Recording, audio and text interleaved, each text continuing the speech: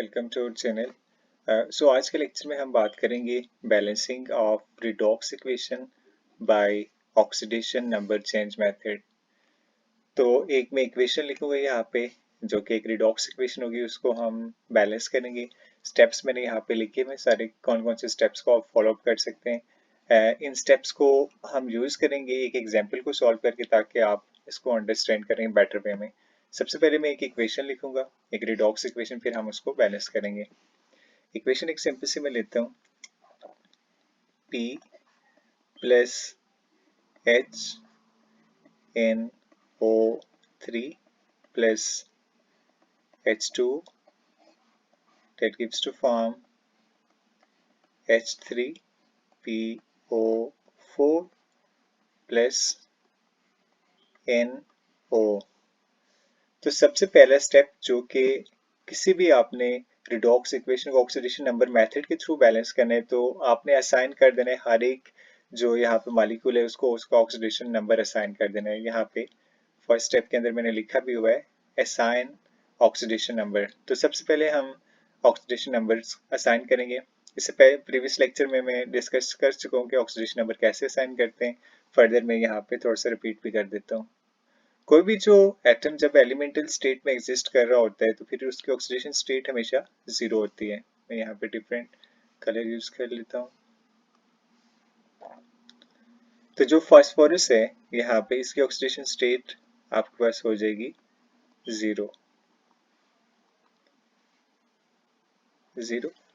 Hydrogen की जो oxidation state होती है वो +1 होती है। तो यहाँ पे एक हाइड्रोजन है तो यहाँ पे +1। ऑक्सीजन की जो होती है, जिनकी नॉन होती है, सबसे पहले हम उनके लिखेंगे। ऑक्सीजन की -2 होती है तो ये -2, और 3 ऑक्सीजन है यहाँ पे 3, तो ये -6 हो जाएगी। एज ए होल मॉलिक्यूल अगर न्यूट्रल है तो उसकी जितने भी सम ऑफ ऑक्सीडेशन स्टेट होती है वो जीरो के इक्विवेलेंट चाहिए।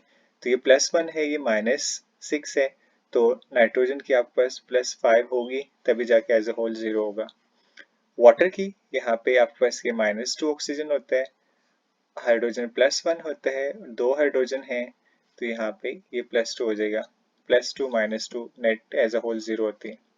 यहाँ पे भी हाइड्रोजन की आपके पास +1 ऑक्सीडेशन स्टेट, 3 हाइड्रोजन है तो ये +3 हो जाएगा। ऑक्सीजन -2 होता है, 4 ऑक्सीजन है तो ये -8 हो जाएगा। और एज अ होल जीरो अगर करनी है तो ये +3 है, ये -8 है, तो इसकी फास्फोरस की आपके पास +5 हो जाती है।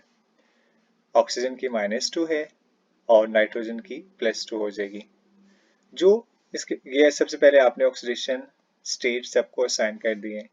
स्टेप 2 के अंदर आपने क्या करना है, सिर्फ उन एलिमेंट्स की ऑक्सीडेशन स्टेट आपने लिखनी है जिनकी चेंज हो रही है। जैसे यहाँ पे इसकी 0 है, यहाँ से ये +5 में जा रहे हैं।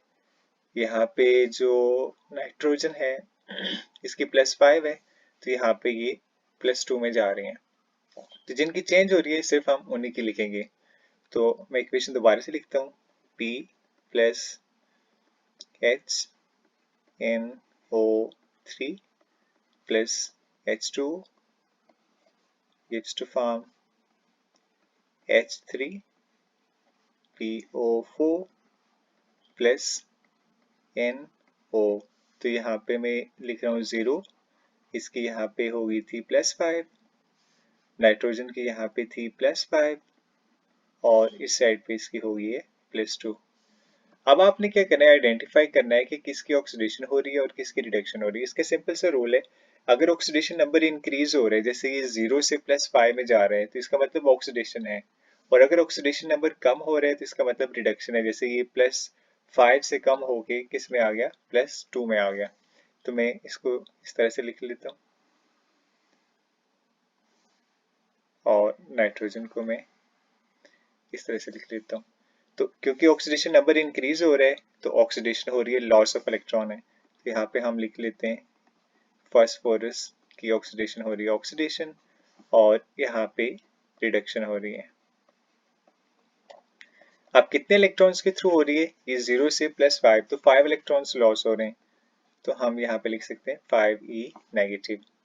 यहाँ पे जो रिडक्शन हो रही है वो आपके पास 5 से +3 में जा रहा है, तो ये 3 इलेक्ट्रॉन्स गेन कर रहे हैं, तो ये 3e नेगेटिव।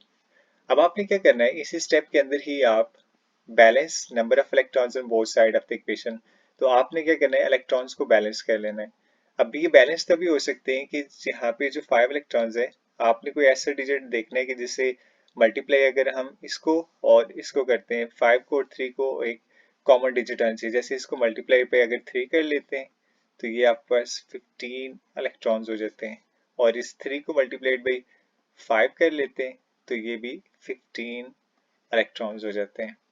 तो आपने क्या करना है कि ये जो ऑक्सीडेशन वाला पार्ट होगा इसको आपने फिर 3 से मल्टीप्लाई कर देना है, P को भी 3 से और इस वाले पार्ट को भी, और जो आपके पास ये रिडक्शन वाला पार्ट है सेकंड, इसको आपने 5 से मल्टीप्लाई करना है। तो इक्वेशन हम इसको इस तरह से लिख सकते हैं, दिस इज स्टेप 3। तो ये आपके पास हो जाएगा 3P plus 5HNO3 plus H2 that gives to form, ये आपके पास 3 से मल्टीप्लाई हो रहा है तो हम यहाँ पे लिखेंगे 3H3PO4 प्लस 5NO, ये नेगेटिव नहीं है, इसको मैं इरेज कर देता हूँ। अब उसके बाद आपने क्या करना है, इंस्पेक्शन मेथड के थ्रू आपने चेक करना है कि क्या नंबर ऑफ एलिमेंट्स इक्वल हैं या नहीं है। तो इंस्पेक्शन मेथड आपके पास किस तरह से वर्क करते हैं, यहाँ पे मैंने 4 स्टेप लिख लेता हूँ। यहाँ पे लास्ट पे मैंने लिखा है balance the number of elements bye inspection method. तो सबसे पहले हम देखते हैं कि क्या इक्वल है या नहीं है। सबसे पहले आपने देखना है हाइड्रोजन ऑक्सीजन को छोड़ के देखना है, यहाँ पे 3 फास्फोरस है और यहाँ पे भी आपके पास ये 3P आपको फास्फोरस बैलेंस नजर आएंगे। नाइट्रोजन यहाँ पे 5 है, तो अगर हम दूसरी साइड पे देखते हैं